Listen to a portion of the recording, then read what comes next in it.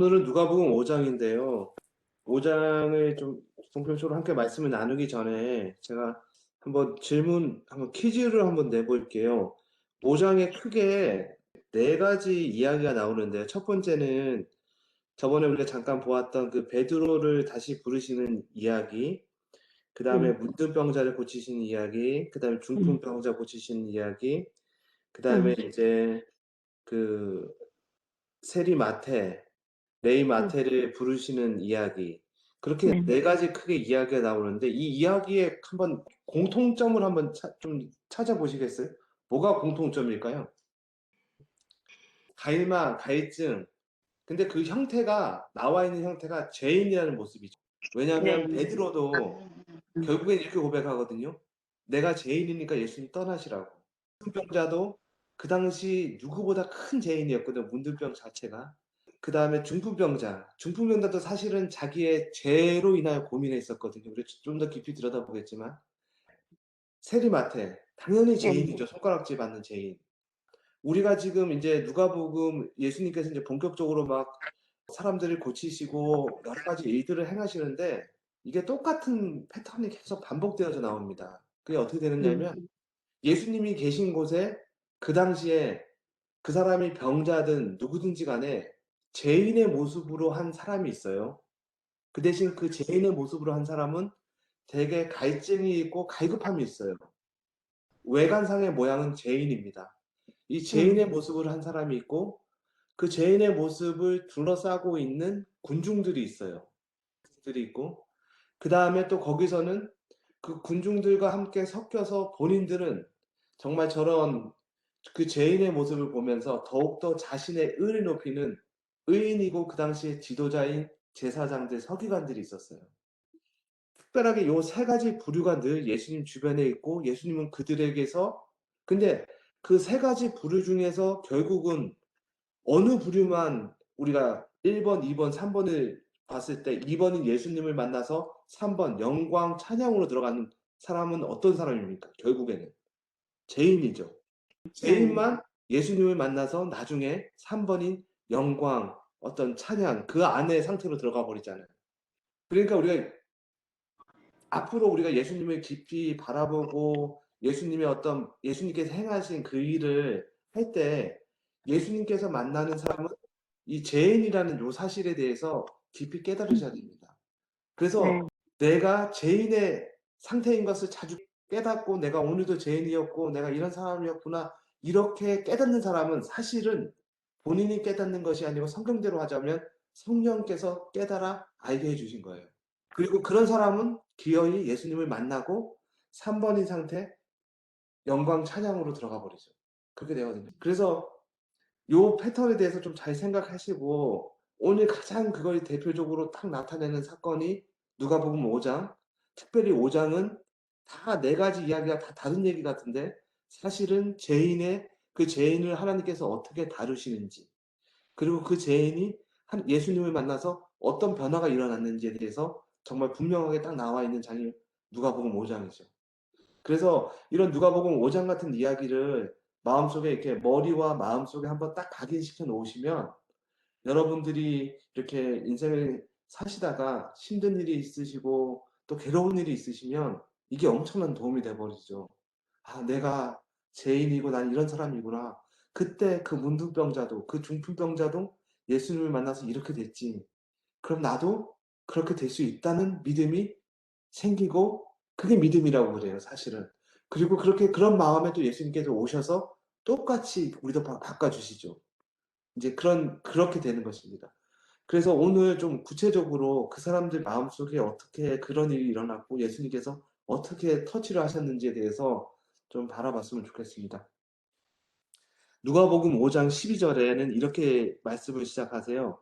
예수께서 한 동네에 계실 때 온몸에 문둥병 들린 사람이 있어 예수님께서 한 동네에 있는데 우리가 이제 이렇게 성경을 쭉 읽다가 보면 이거 뭔가 이상한데 하면서 깊이 들여다봐야 될 그런 구절이 이제 12절부터 시작되죠. 왜냐면 우리가 이제 12절 딱 읽어보면 예수께서 한 동네에 계시는데 동네에 계시는 건 이상하지가 않죠. 그런데 거기에 문둥병 들린 사람이 같이 있다는 겁니다. 근데 어느 정도의 문둥병이냐면 온몸에 문둥병이 들린 사람이에요. 머리부터 발끝까지 성한 곳이 하나도 없는. 그 말은 그 사람이 살짝 문둥병이 들려서 어떤 옷이라든지 이런 걸로 감출 수 있는 상태가 아니라는 거예요. 뭘로 감춰도 그냥 온몸에 문둥병이 들려서 다 티가 나고 발견이 되는 그런 사람이 예수와 한 마을에 같이 있다는 겁니다. 근데 우리가 성경에 대해서 좀 읽어보고 그다음에 공부를 좀 해보면 사실 이런 일이 일어날 수가 없죠. 왜냐하면 그 당시에 문둥병은 무슨 병이었냐면 문둥병의 다른 이름은 하나님의 손가락. 그 말은 하나님이 넌 찍었다 이거죠. 넌 죄인이라고. 그래서 그 당시에 병 중에 가장 무서운 병이 문둥병이었어요.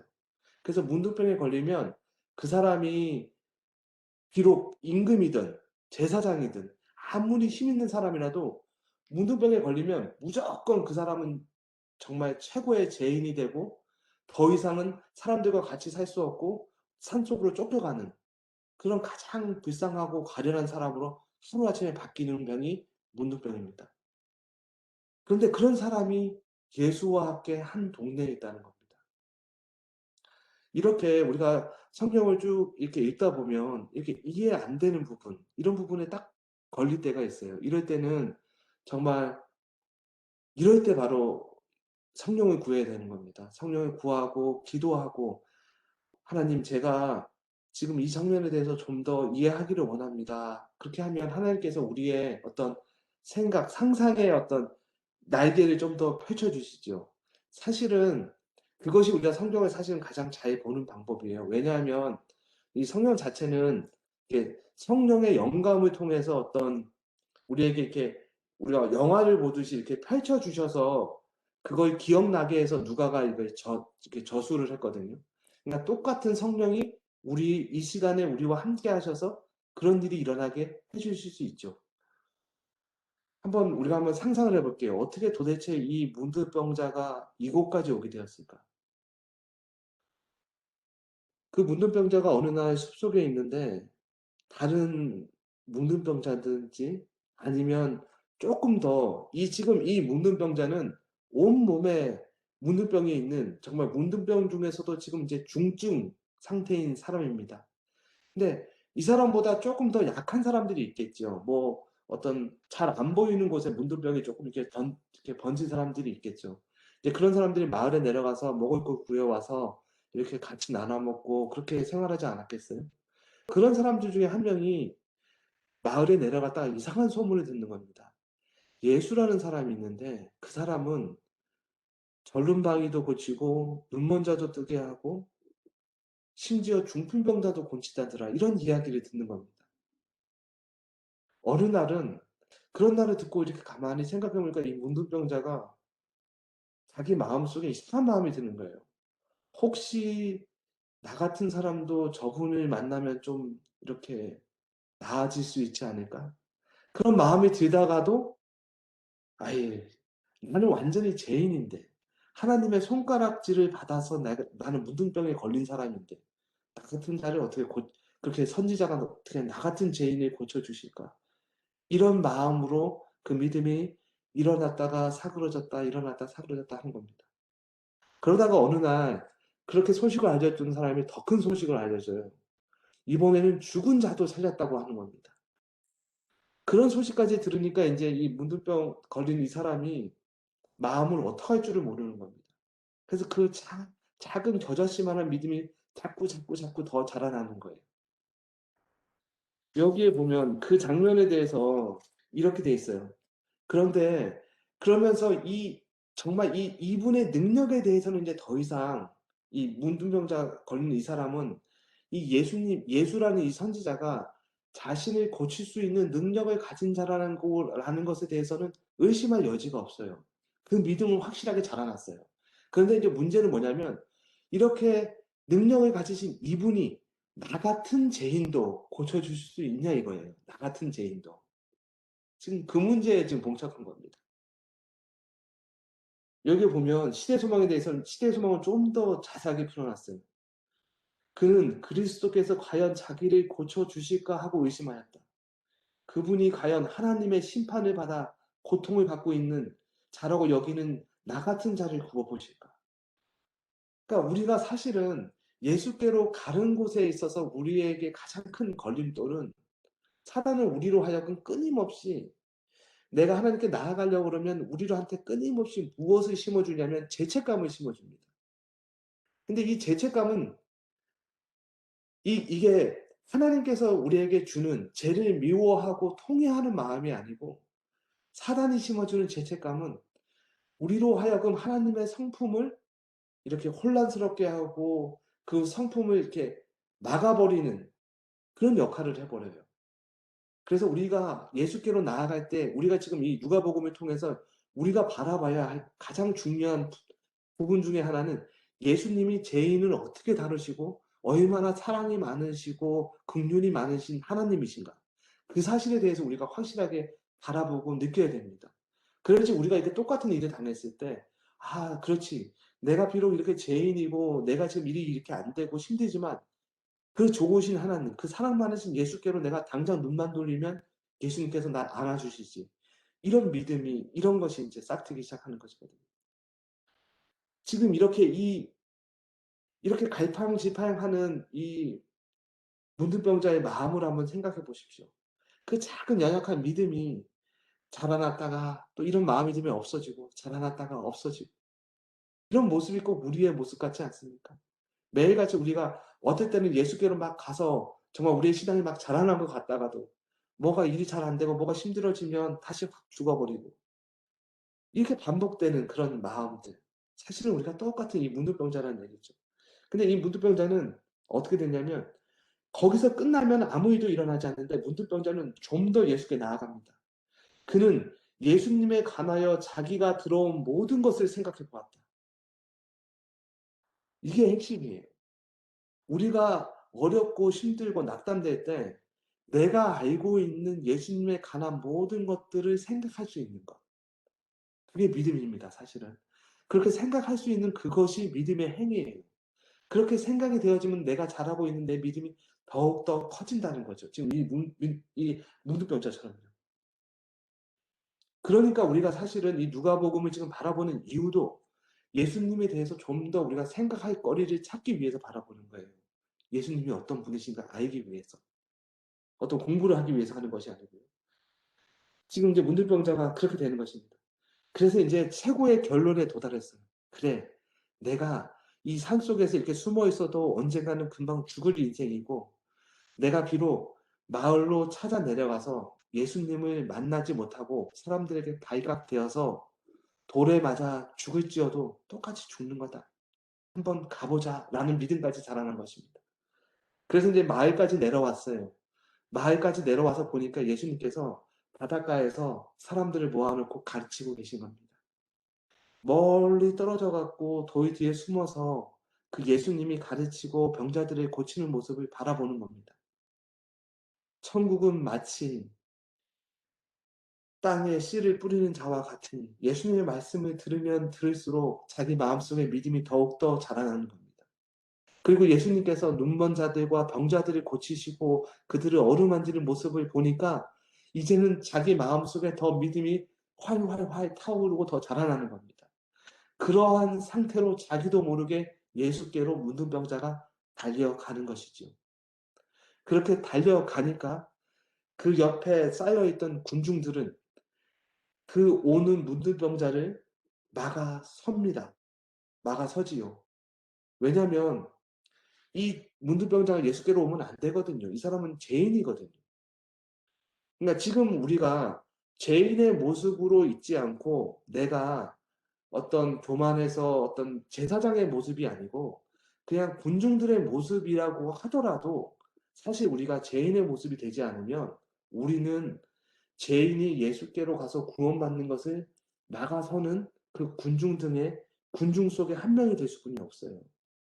그러니까 우리가 이것에 대해서도 묵상할 때 내가 내가 어떠한 상태이고 내가 죄인이고 나는 죽을 수뿐이 없는 상태임을 깨닫지 못하고 우리가 교회로 나간다고 그러면 교회에서 사실은 가서 우리가 하나님의 일을 하는 것이 아니고 교회에서 죄인들이 예수께로 가는 것을 막아서는 사람으로 그 위치로 가버릴 수뿐이 없는 것입니다.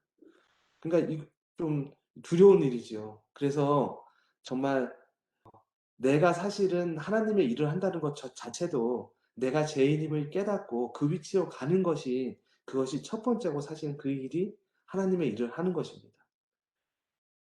그렇지 않으면 우리가 그 군중 속에서 지금 이 문둥병자를 막아서는 그 사람들의 윗속으로 들어가 버리게 되는 거죠. 근데 이제 문둥병자가 달려오니까 그렇게 막아섰던 사람들이 나가설 수가 없는 것입니다. 왜냐하면 그 사람을 건드려서 자기도 문둥병에 걸릴 것 같은 두려움이 일어나는 거예요. 그래서 그냥 오지 말라고 소리는 치지만 그 사람들이 뒷걸음질 쳐서 예수께로 가는 길이 확 열려 버렸습니다. 그래서 이제 문둥병자가 예수의 발 앞에 엎드리게 되지요. 그리고 나서 하는 말이, 원하시면, 주여 원하시면 저를 깨끗게 하실 수 있나이다 라고 고백하는 것입니다. 그러니까 이 문둥병자의 마음을 이해하지 못하면, 왜 지금 문둥병자가 예수께로 나와와서 주여 원하시면 저를 깨끗게 하실 수 있나이까 라는 고백을 이해할 수가 없어요. 그렇게 자기의 목숨까지 다 바쳐갖고 지금 예수께로 나와왔는데, 예수님, 저를 긍휼히 여기셔서 제발 저를 고쳐주세요 라고 이야기하지 않고 주여 원하시면 이라고 표현하냐고요. 그 말은, 지금 이 문둥병자는 자기의 문둥병의 고침을 받는 것보다 더 중요한 것은 저 선지자, 정말 저 선지자, 저 메시아이신 예수가 나를, 저분이 진정으로 나를 용서해 주고, 내가 죄인이라고, 나도 죄인이라고 살아왔고 모든 사람이 날 죄인이라고 부르는 나 자신을 과연 저분이 용서해 줄 수 있을까에 대한 고민이 있는 것이에요. 그래서 사실은 지금 이 문둥병의 고침을 받기보다는 이 죄인의 여기서 굴레에서 벗어나는 것이 첫 번째, 이 사람이 갖고 있는 첫 번째 어떤 예수께 구하는 첫 번째 소원인 것입니다. 이 똑같은 형태가 중풍병자에게도 일어납니다. 중풍병자도 예수께 가서 예수께서 내 제사함을 받았다는 그 말을 듣고 이 중풍병자는 더 이상 아무것도 예수께 요구하지 않습니다. 나를 고쳐주십시오, 나를 어떻게 건강하게 해주십시오 하지 않고, 내가 내 제사함을 받았다는 그 말로 이 중풍병자는 하늘에 와 있는 듯한 사람으로 바뀌는 모습을 우리가 바라볼 수가 있습니다. 그러니까 여기서 우리가 알 수 있는 건 뭐냐면, 지금 예수님께서는 사실은 병자를 고치시는 것이 아니고요. 무슨 일을 하시냐면 죄인을 용서하시는 일을 하고 계신 겁니다. 그 사실을 우리가 깨달으셔야 됩니다. 그래서 현상은 그렇게 중요하지 않습니다. 우리가 살아가다가 어떤 분들은 내가 교회 나오는데 왜 교회 나와서 이렇게 열심히 하나님을 믿고 이렇게 하는데 하는 일이 안 되고 자꾸 내 몸이 아프고, 내가 우리 가정에 왜 이런 일이 자꾸 반복돼서 일어나나, 정말 하나님이 살아 계신가, 이렇게 해서 우리가 판단하는 경우가 있습니다. 그러나 사실은 그런 판단, 그런 마음이 들 때마다 이 중풍병자와 이 문둥병자를 한번 바라보시고 생각해 보십시오. 지금 이 중풍병자는 자기 몸이 떨어져 나가는데 가서 내 몸을 고쳐주세요라고 얘기하지 않고 주여 원하시면 나를 고쳐주소서.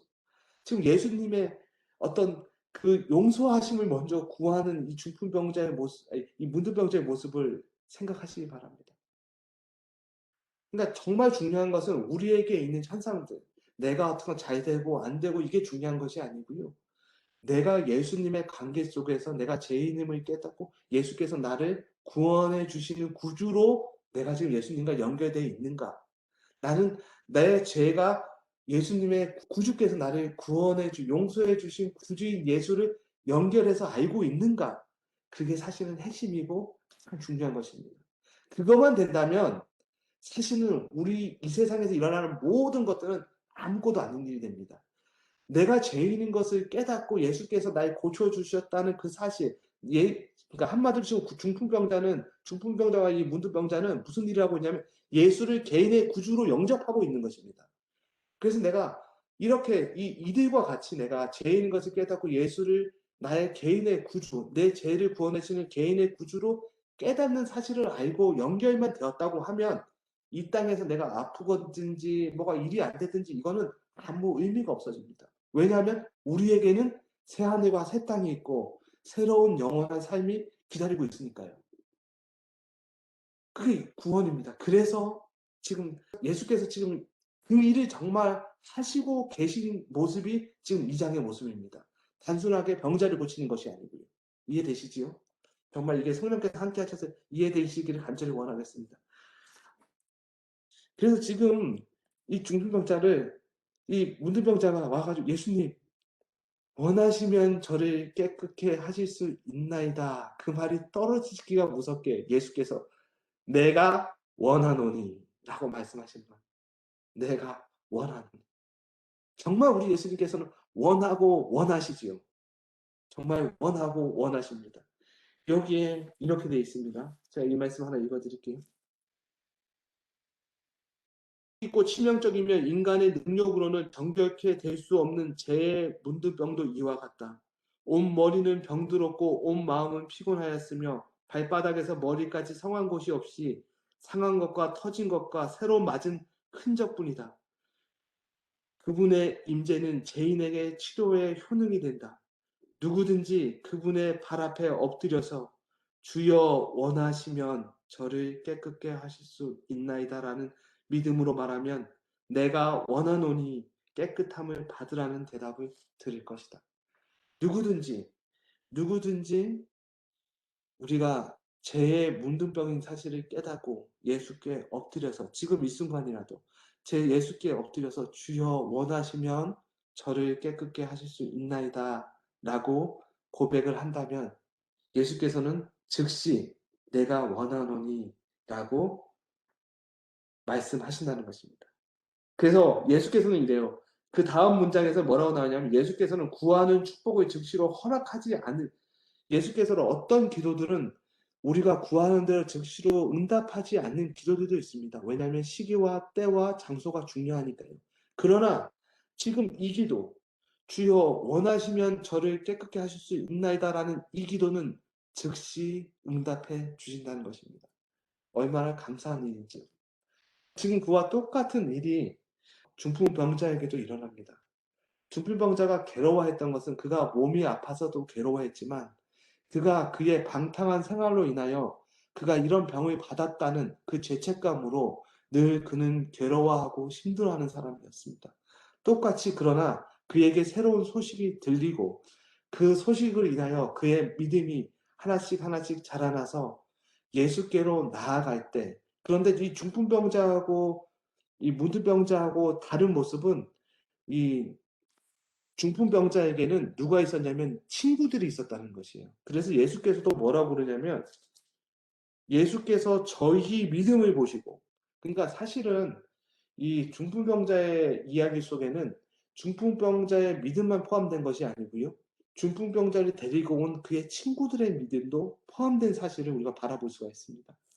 그래서 저는 이 말씀을 묵상하면서 우리가 지금 비록 소수지만은 그리고 매일 우리가 이렇게 저녁에 모여서 이런 말씀을 나누고 이렇게 하는 게 어떨 때는 그래요. 이게 무슨 의미가 있고 뭐 어떨까라고 생각할 수도 있습니다.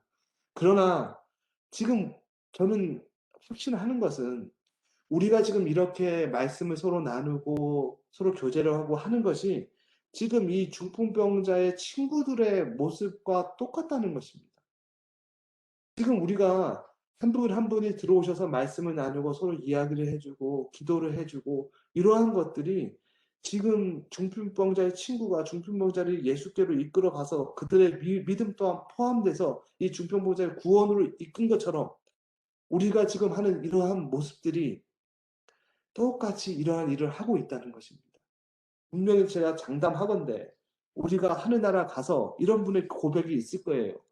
저는 그때 그 바이블 123 그 말씀을 통해서 구원을 받았어요 라고 고백하는 사람이 분명히 있을 것입니다. 우리가 이 중풍병자의 친구들도 이렇게까지 이렇게 될지는 몰랐어요. 그러나 그들의 도움과 믿음이 그 친구를 구원시키는 역사가 이루어진 것입니다. 똑같이 그 다음 이야기인 이 레위 마태를 부르시는 이야기도 똑같습니다. 그가 모든 사람들에게 손가락질 받고 정말 죄인으로 살아갔지만 그가 세리 일을 하면서 그가 풍족하고 여유롭게 정말 삶을 살아가는 것처럼 보였으나 그 마음속에 있는 자신이 죄인이고 정말 그 갈급함과 그것을 예수께서 아시고 찾아오셔서 그의 삶을 정말 손가락질 받는 사람에게서 우리가 지금까지 이야기하고 있는 마태복음의 저자가 되지 않습니까? 그러니까 우리가 정말 중요한 것은 내 자신이 죄인이고 내가 그 상태에 놓여 있는 것을 깨닫고 아까 말씀드렸다시피 내가 알고 있는 예수님을 내가 힘들거나 우울하거나 어떠한 상황에서도 자꾸자꾸 기억을 해서 생각하고 그렇게 생각하면 우리 마음속에 믿음이 더욱더 자라날 것이고 그런 믿음에 예수께서 함께 하셔서 더욱더 그 믿음을 귀히 보시고 지금 중풍병자와 문둥병자와 이 레위 마태처럼 예수께서 사실은 찾아오시는 것이지요. 찾아오셔서 우리로 하여금 3번인 영광, 정말 찬양의 그 상태로 들어가게 만들겠다는 내용이 누가복음 5장의 전체적인 내용입니다. 그리고 앞으로 우리가 예수님께서 여러 사람을 만나서 일하는 그런 모습들이 이 모습의 같은 패턴이 계속 반복되는 것을 우리가 바라볼 수 있습니다.